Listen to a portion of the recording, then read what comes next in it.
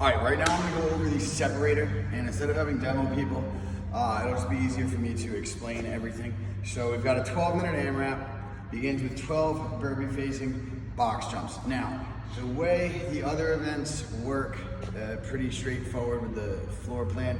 This event, we've got a lot of rig space, a lot of wall space, but it is going to include a rig over there, if you want to show them that, and a rig over here, and the wall space including, so we can get as many people going. I mentioned we're using kettlebells instead of dumbbells to get 16 teams per heat to really try and facilitate the day. So with this particular workout, there's one person working, two people resting, switching whenever you want, however you want, no minimum work requirement. And to accommodate for kind of an abstract floor plan, you do not need to be waiting at the same station. So 12 burpee facing box jumps will happen. Those are not box jump overs. It's a burpee, then you're on the box or step up depending on the division. All the way up, hips, knees extended, control over the box, and then go down. We can jump or step in and out of that burpee. Chest to the ground, control on top of the box, good rep. Split those 12 reps amongst your partnership, however you want. Then we move on to the kettlebell. Now the kettlebell will be near the box, so all three of you will probably be in close proximity at this point in time. Switched it from the dumbbell, but the movements are still the same. For the overhead squat, it does not matter. You can do them all on one hand. You could switch it. One athlete could do all 16. It's totally up to you. You can get the bell up however you want. So we could snatch the bell up. We could use two hands and pick the bell up. It doesn't matter how you get it overhead. And then we have our overhead squats. Now for the snatch, originally written in dumbbell alternating snatches from the ground. Moving it to the kettlebell, I didn't want to make it more challenging than was originally programmed and go to the ground and do alternating. I know some people struggle with that. So we're gonna go with an easier variation, the hang style kettlebell snatch, and they do not need to be alternating. So as long as you get the bell overhead in one movement without stopping at the shoulder, the rep will count. If you decide to alternate, that's fine. If you decide to go from the ground, that's fine. But as long as the bell comes down and goes back up, that will count. So we could go from the ground and do alternating. That's gonna be pretty hard. If I were you, I would go with what we're going to allow. The hang style, where we just kind of swing in a continuous motion, and there is no requirement for how you mix and match side to side or how you swap in your athletes. For the goblet squats, the bell can be held any way, and when I say any way, I mean either by the bell, by the handles, but it must be in front of you. It cannot be supported by your shoulder. It must be held in the front of you. Don't care any of those, but for those squats to happen, the bell needs to be on your chest.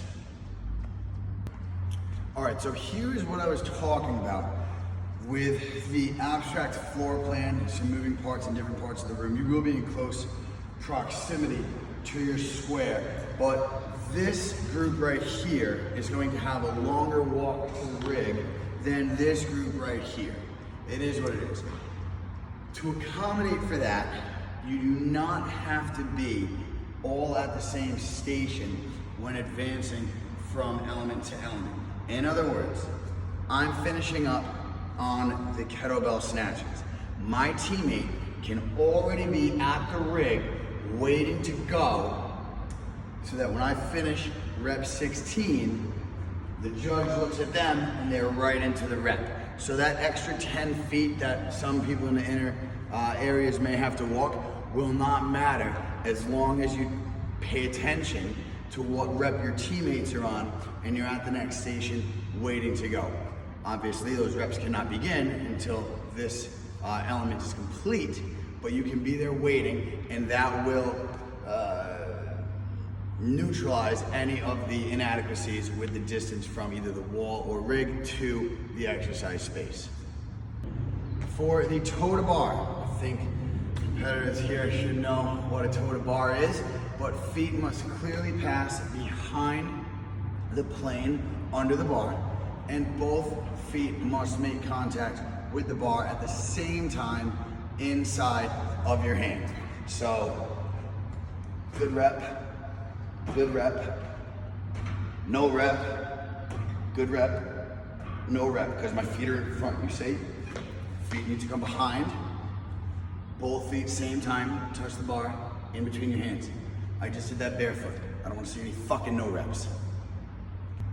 And lastly, the handstand push-up area. We are going to have teams work the handstand push-up area as close to the toe-to-bar area as possible, so that there isn't one person doing toe-to-bar while another team's athlete is looking to kick up. That'd be crazy. But we do have a lot of wall space in other areas of the room that we'll have set up, and this is how they'll be set up. So this is a neutral configuration. We've got 25-pound plates with an AMRAP.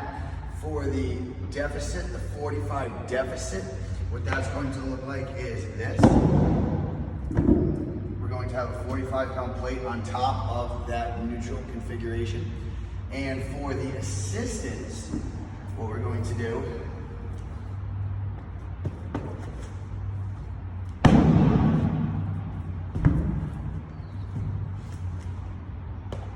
is come right here. So the 45 assistance or the 45 deficit is all relative to a neutral configuration with the 25s.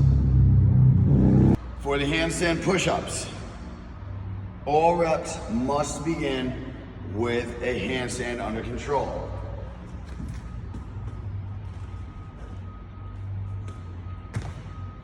Good rep. No rep. Must control the handstand prior to beginning the reps.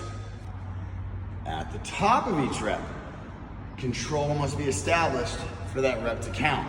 So, we start with a controlled handstand, head down, control, good rep. No rep. My arm's locked out, but I was certainly coming off the wall as they locked out. No rep. Control at the top, control at the bottom. You know how to do handstand push-ups.